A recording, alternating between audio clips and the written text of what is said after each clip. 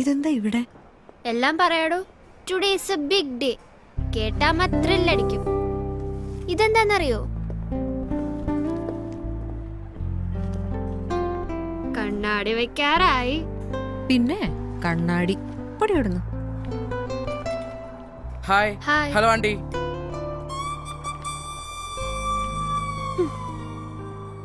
ഏതാടി വൃത്തിയായിട്ടവൻ? കമ്മോണമ്മ, 35+ പറഞ്ഞാ ഞങ്ങൾക്കത് ആന്റിമാരാ. ഓ, ആണുങ്ങൾക്കതൊന്നും ബാധകമല്ലല്ലോ. ഇതെന്ത് ബ്രോഷറാ? അയർലാൻഡിലെ 2 ലീഡിംഗ് സ്കൂൾസിന്റെയാ. നമ്മളങ്ങോട്ട് പോവാന്ന് പറഞ്ഞപ്പോ ശാന്തി മാം എനിക്ക് വേണ്ടി വരുത്തിച്ചു തന്നതാ. ദ ടക്ക് ഷോപ്സ് നമ്മുടെ ഇവിടുത്തെ ക്യാൻറ്റീനാ. Once in a month students തന്നെയാണ് അവിടെ നടത്തുന്നത്. ഇതിൽ നിന്ന് കിട്ടുന്ന അവരുടെ പോക്കറ്റ് മണി. അപ്പോൾ ഇനി ഞാൻ ബുദ്ധിമുട്ടിക്കില്ലെന്ന് മാത്രമല്ല, ഇതുവരെ എനിക്ക് തന്നതൊക്കെ വീട്ടുകയും ചെയ്തോളാം. പോരെ? പിന്നെ ഇത് കണ്ടോ അമ്മ, ഹൈസ്കൂൾ ലെവലിനെ 3 സ്ട്രീംസ് അവർ ഓഫർ ചെയ്യുന്നത്. ഇവിടെയാണെങ്കിൽ ലച്ചു, അയർലൻഡിലേക്ക് ഇത്തവണ നമുക്ക് രണ്ടുപേർക്കും ഒരുമിച്ച് പോകാൻ പറ്റും തോന്നുന്നില്ല. എനിക്കിനി അടുത്ത ജോബ് ഓപ്പർച്യൂണിറ്റി വന്നാലേ അത് പറ്റൂ. അത് എപ്പോഴായിരിക്കും എന്ന് പറയാൻ പറ്റില്ല.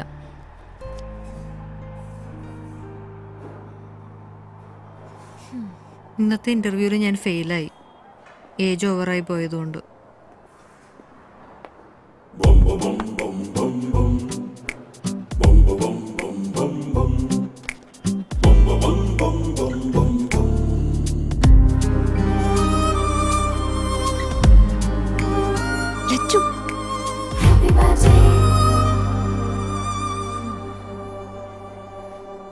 Hello.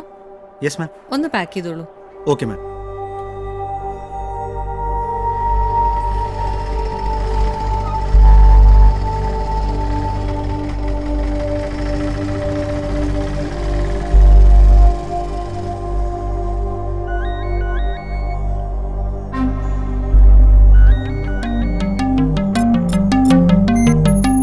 Sir, incoming. Sasikala Vidyadharan. Hello. അതെ, സോറി കേട്ടോ, ബർത്ത്ഡേയുടെ കാര്യം ഞാൻ ഇപ്പോഴാ ഓർത്തെ. Happy birthday.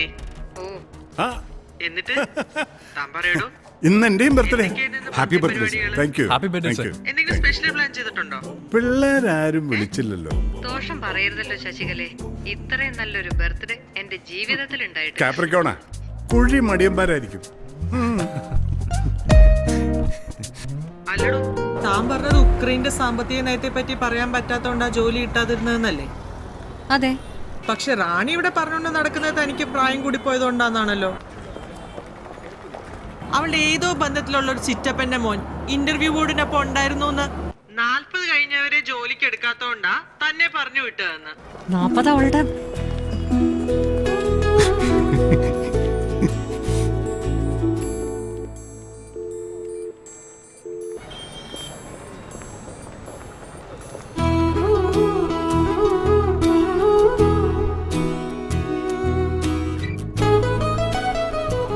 ഉള്ളിലേക്കും ഒരുപാട് ഗ്രേ ഉണ്ടല്ലോ. ആ, ഹെയർ ലോസ് ഉണ്ടല്ലേ? കുറേശ്ശെ. വെള്ളത്തിന്റെയാ, ക്ലോറിൻ ആണല്ലോ. I would suggest you go for coloring. It will be good on you and you will look 10 years younger. ആ,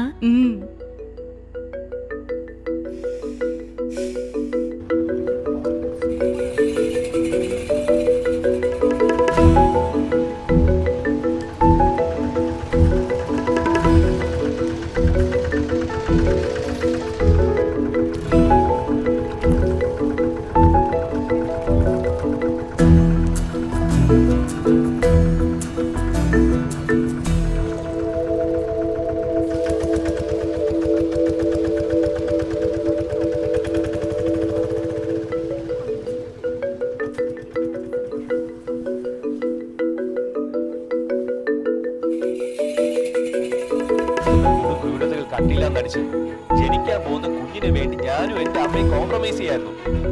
എന്നാൽ അതൊരു തുറുപ്പ് ചീട്ടായി പിടിച്ചോണ്ട് ഞങ്ങളോട് പ്രതികാരം തീർക്കുമായിരുന്നു നിങ്ങളുടെ മോള്. വയറ്റി കിടക്കുന്ന സ്വന്തം കുഞ്ഞിനെ ഓരോ ദിവസം കൊലയ്ക്ക് കൊടുക്കുമായിരുന്നു. അതിനുള്ള ശിക്ഷ ഇപ്പൊ കിട്ടിയിരിക്കുന്നത്. ഒരർത്ഥത്തിൽ ശിക്ഷിക്കപ്പെട്ടിരിക്കുന്നത് അവളല്ല. ഞങ്ങൾ കാത്തിരുന്നേ.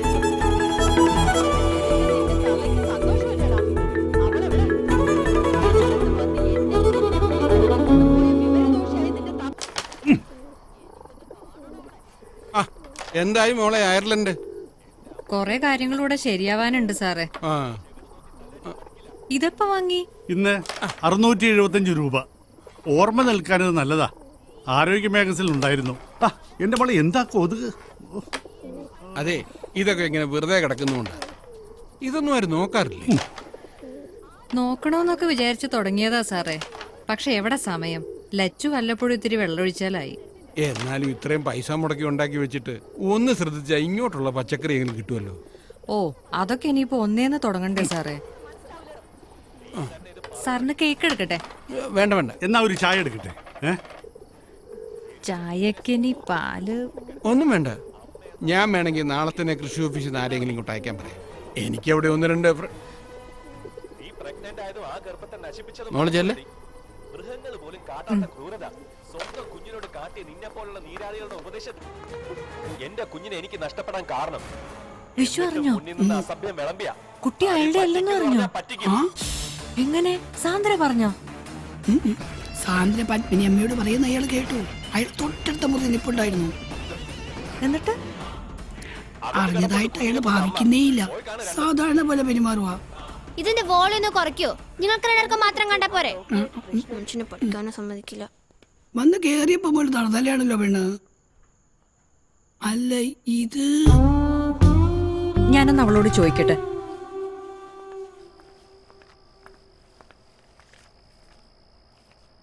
എനിക്ക് 36 വയസ്സായതേ എന്റെ കുറ്റം കൊണ്ടല്ല.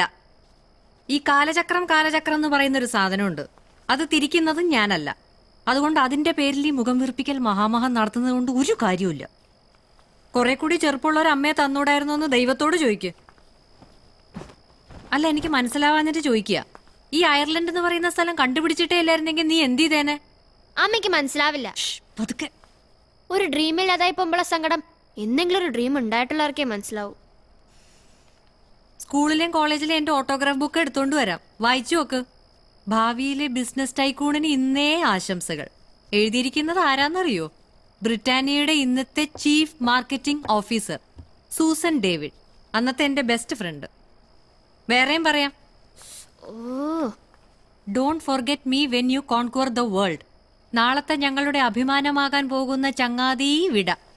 മെഡലും സർട്ടിഫിക്കറ്റും ഒക്കെ നിന്നെക്കാൾ ഒരുപാട് കൂടുതൽ കിട്ടിയിട്ടുണ്ട് എനിക്ക്. കാണാ, ഒരു 500 തവണ എന്നെ കാണിച്ചിട്ടുള്ളതാണല്ലോ. അതൊക്കെ അമ്മയുടെ കബോർഡിൽ ഭദ്രമായിട്ടിരിക്കട്ടെ. അല്ലെങ്കിൽ പാവം ചിലൊക്കെ പട്ടിണി അടഞ്ഞ് ചത്തുവോ? എല്ലാം ഞാൻ വേണ്ടെന്ന് വെച്ചതേ നീ പറഞ്ഞ ഡ്രീം കാണാനുള്ള അവസ്ഥയിലേക്ക് നിന്നെ വളർത്തിക്കൊണ്ടുവരാൻ വേണ്ടിയാ. ഓ, ഭയങ്കര സാക്രിഫൈസ് ആയിപ്പോയി. ലോകത്തുള്ള ഒരമ്മ സക്സസ്ഫുൾ ആയിട്ടില്ലല്ലോ. അച്ചീവ് ചെയ്യണമെന്നുള്ളവർക്ക് ഏത് അവസ്ഥയിൽ അച്ചീവ് ചെയ്യാം. അത് ചെയ്യാതെ മടി പിടിച്ചിരുന്നിട്ട് ബ്ലെയിം മുഴുവൻ എന്റെ തലയിലും. എന്ത് എളുപ്പമുണ്ട്. ഒന്നും തലയിലേക്ക് വെക്കുന്നില്ലേ? പക്ഷെ എവിടെ പോയാലും അവസാനം വെക്കാൻ പഠിക്കേണ്ടത് ഇവിടുത്തെ കഞ്ഞിയും കറിയാണെന്ന് ഓർത്താ മതി. അമ്മ പ്ലീസ്, അമ്മയോട് സംസാരിക്കാൻ തുടങ്ങലുണ്ടല്ലോ ഐ ബിക്കം ഓൾഡ്. കിളവയായി പോവും ഞാൻ. എനിക്ക് ഈ പ്രൊജക്ട് ഒന്ന് ഫിനിഷ് ചെയ്യണം.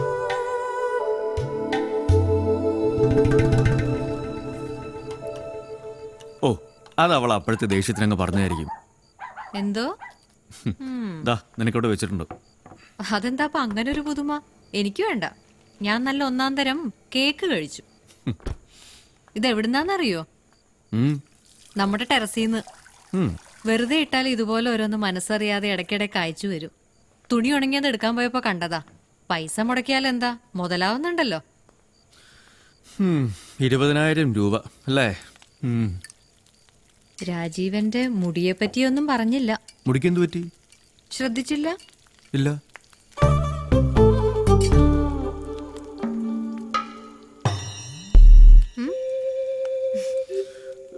നന്നായിട്ടുണ്ട്. ചുമ്മാ. സത്യമായിട്ടും വയലറ്റ് ആണോ? അല്ല, റെഡ്. ഗോൾഡൻ വേണോന്ന് അവര് ചോദിച്ചതാ. ഞാൻ പറഞ്ഞു ഇത് മതിയെന്ന്. അതേതായാലും എന്തും കൊണ്ടും നന്നായി. രാജീവിന് ഇഷ്ടപ്പെട്ടില്ലെങ്കിൽ അപ്പോഴേ കഴുകിക്കളയാൻ ഞാനൊരു റിമൂവർ വാങ്ങി വെച്ചു. ഏതായാലും ഇനിയിപ്പോ ധൈര്യമായി. നാളെയാണ് ലച്ചുവിന്റെ സ്കൂളിൽ പേരന്റ്സ് ഡേ സെലിബ്രേഷൻസ്. ഒന്ന് പോയി ഷൈൻ ചെയ്യാം അല്ലേ? കലക്കണം. ഇന്റർവ്യൂവിന് തോറ്റതിന് എന്നോട് ദേഷ്യമുണ്ടോ? ഓപ്ര വിൻഫ്രി വരെ അവരുടെ ആദ്യത്തെ 5 ഇന്റർവ്യൂ തോറ്റിരിക്കുന്നു. അതാരാ? അത് മട്ടാഞ്ചേരിയിലുള്ള ഒരു സ്ത്രീയാ. ഓ, പക്ഷേ ഇനിയിപ്പോൾ എനിക്കും പോകാൻ പറ്റുമെന്ന് തോന്നുന്നില്ല. അതെന്താ? രാവിലെ നമ്മുടെ വണ്ടി ഒന്ന് ആക്സിഡൻ്റ് ആയി. അയ്യോ, പതുക്കെ ഒരു പയ്യനെ ഇടിച്ചു. അവൻ ആശുപത്രിയിലാ. ഞാനിന്ന് അവിടെ ആയിരുന്നു. എന്നിട്ട് രാജീവിന് എന്തെങ്കിലും പറ്റിയോ? ഏയ്, എനിക്കൊന്നും പറ്റിയില്ല. അവനും കുഴപ്പമൊന്നുമില്ല. പക്ഷേ അവരത് കേസാക്കി. എന്ന് വെച്ചാൽ ചിലപ്പോൾ അതിൻ്റെ വിസയുടെ പ്രോസസ്സിങ്ങിനെയൊക്കെ വല്ലാതെ ബാധിക്കും. കാത്തിരുന്ന് ഒടുവിൽ കിട്ടിയപ്പോൾ.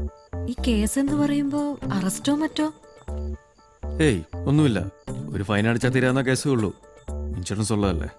ഇതിപ്പോൾ ഈ വിസയുടെ പ്രോസസ്സിങ്ങിൻ്റെ പ്രശ്നമില്ലായിരുന്നെങ്കിൽ ഒരു തലവേദനയില്ലായിരുന്നു. ഇപ്പം അച്ഛൻ്റെ ലൈസൻസ് ഉണ്ടായിരുന്നെങ്കിൽ അച്ഛനെ ഓടിച്ചെന്ന് പറയായിരുന്നു. നമുക്ക് എല്ലാവർക്കും ഒരു ഉയർച്ച ഉണ്ടാവട്ടെ എന്ന് കരുതിയാ ഞാനിത് ആഗ്രഹിച്ചത്. ഭാഗ്യമില്ല എന്ന് വിചാരിക്കാം, അല്ലേ? ഞാനാ ഓടിച്ചിരുന്നേന്ന് പറഞ്ഞാലോ? ഏയ്, അത് എന്റെ ലൈസൻസ് കൊണ്ട് അങ്ങനെയെങ്കിലും ഒരു പ്രയോജനം ഉണ്ടാവട്ടെ. ഞാൻ ഏതായാലും വണ്ടി ഓടിച്ചിട്ട് ആ ലൈസൻസ് ഒന്നും ഉപയോഗിക്കാൻ പോകുന്നില്ല. പക്ഷെ ആക്സിഡന്റ് കണ്ടവരുണ്ടാവില്ലേ? രണ്ടുപേരും. പക്ഷെ അവര് നമ്മൾ പറയുന്നിടത്ത് നിന്നോളും. അപ്പൊ പിന്നെന്താ? അല്ല, എന്നാലും ഒരെന്നാലും വേണ്ട. രാജീവ് വിസയുടെ കാര്യങ്ങൾ എന്താന്ന് വെച്ചാൽ ശരിയാക്കാൻ നോക്ക്.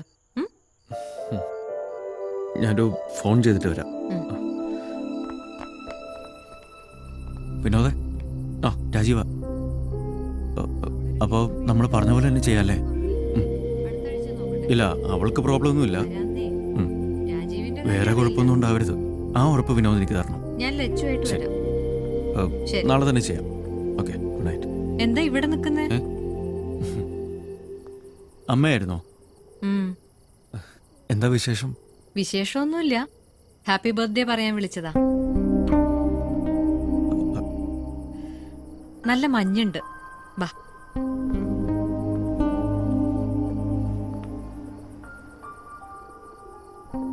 ഇന്ന് രാവിലെ 10:30 നിരുപമ രാജീവിനെ സൺറൈസ് ഹോസ്പിറ്റലിൽ